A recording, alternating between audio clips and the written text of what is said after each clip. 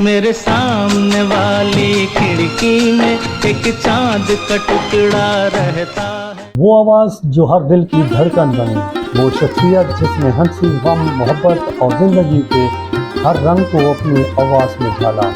आज हम बात कर रहे हैं हिंदुस्तानी म्यूज़िक इंडस्ट्री के सबसे मुनफरिद और बेमिसाल गुलकार किशोर कुमार की। मेरे सपनों की रानी कब आएगी तू, आए रुत मस्तानी कब आएगी तू। ये सिर्फ बायोग्राफी नहीं, एक जज्बाती सफ़र है, एक लेजेंड की ज़िंदगी का जो कल भी दिलों में जिंदा था, आज भी लोगों के दिलों में जिंदा है और कल भी लोगों के दिलों में जिंदा रहेगा।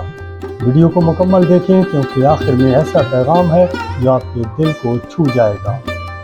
किशोर कुमार का असल नाम अभारस कुमार गंगोली था। वो 4 अगस्त 1929 को खंडवा मध्य प्रदेश में पैदा हुए।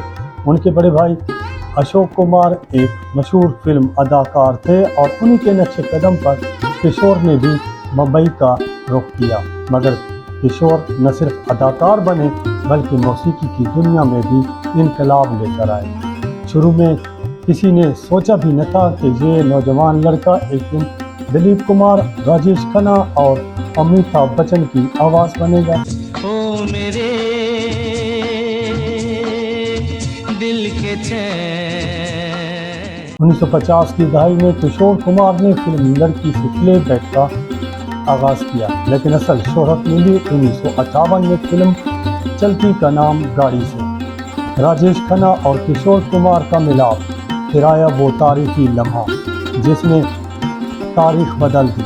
मेरे सपनों की रानी में गाया हुआ गाना 1969 में आराधना फिल्म में ऐसा गाया कि किशोर की आवाज़ ने राजेश खन्ना को भी सुपरस्टार बना दिया और खुद किशोर बन गए हर हदायतकार की पहली पसंद। हर नगमा एक जादू बन गया।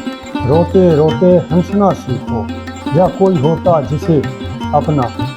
प्यार दीवाना होता है, मस्ताना होता है। इनके अलावा प्यार दीवाना होता है जैसे गाने अपनी मिसाल आप।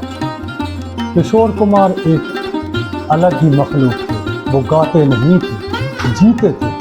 उनकी आवाज़ में शौकी, जज्बात, दर्द और मिजाज सब था। उन्होंने क्लासिकल ट्रेनिंग नहीं ली थी, लेकिन फिर भी वो उस्तादों पर भारी पड़ी। एक चतुर नार बड़ी होशियार, एक चतुर नार बड़ी होशियार। उनका अंदाज, उनकी सख्ताई, उनका बेसाख्तापन सब कुछ अलग था।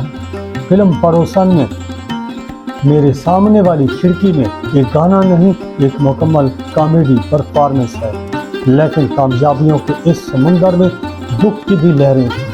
किशोर कुमार ने 4 शादियां की, जिनमें मधुबाला के साथ उनकी कहानी सबसे ज़्यादा मशहूर रही।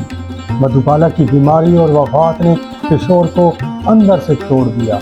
अपने निजी दर्द को छुपाकर लोगों को हंसाना, ये उनकी खासियत बन गई। संजीदा लम्हों में भी वो एक फनकार बने रहे। उन्होंने इनकम टैक्सेस के छापों से लेकर फिल्म इंडस्ट्री के सियासत ज़दा माहौल तक सब कुछ झीला, लेकिन आवाज़ कभी न बदली। किशोर कुमार ने 1987 में दुनिया को अलविदा कहा। उनके जाने से एक कैद ख़त्म हो गया, लेकिन उनकी आवाज़ आज भी गूंजती है। उनके गाने आज की हर उम्र के लोगों के प्ले लिस्ट का हिस्सा है। नौजवान रिलैक्स होने के लिए लूफी सुनते हैं, लेकिन किशोर के गाने आज भी दिल को वही सुकून देते हैं। उनका बेटा अमर कुमार भी मौसीकी की दुनिया से जुड़ा रहा, मगर किशोर जैसा सिर्फ एक ही पैदा होता है। किशोर कुमार सिर्फ गुलकार नहीं थे, वो एक फिलॉसफी थे। उन्होंने हमें सिखाया कि आवाज़ सिर्फ अल्फाज का मजमूआ नहीं, रूह की गहराई का इजहार है। उनका हर गाना हमें जीने का एक नया जाविया देता है।